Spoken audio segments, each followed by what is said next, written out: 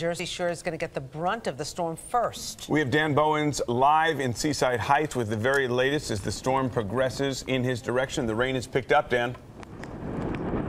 Absolutely, Dave and Rosanna, good morning. You know, as the sun starts to come up here in Seaside Heights in Ocean County, we're starting to see our first little bits of damage. This sign was obviously attached to one of the buildings, one of the structures here on the boardwalk of Seaside Heights. I found it behind me just a few minutes ago. It obviously had blown off some of these strong gusting winds that we're beginning to see with this storm. One thing I'm taking a close look at, you can see that Coca-Cola sign just behind me there. We've seen wind gusts, according to NOAA, about 36 miles per hour. That's just below tropical storm force winds, which are right at about 39 miles per hour. But you can see that sign sort of starting to rip apart there in the back and on top.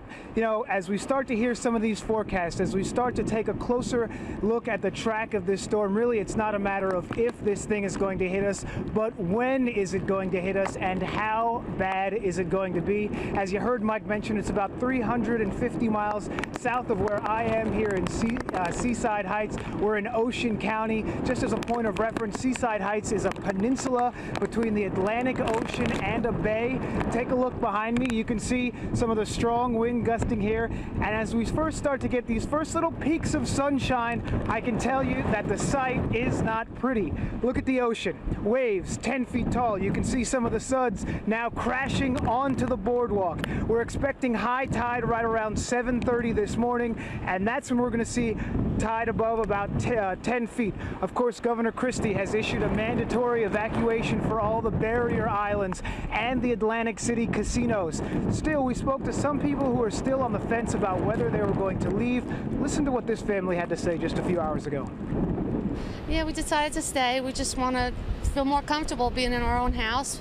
Sanded up a little bit with the sandbags. We were lucky enough to get a generator. I just feel more comfortable being home. Unless it gets where the water really starts coming up, then I'll head to my brother's in Whiting.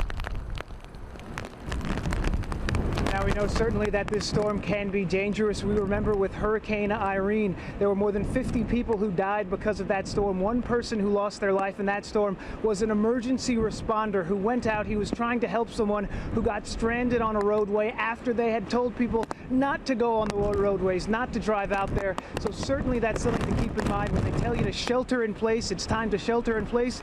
You should stay in place because you're putting other lives at risk.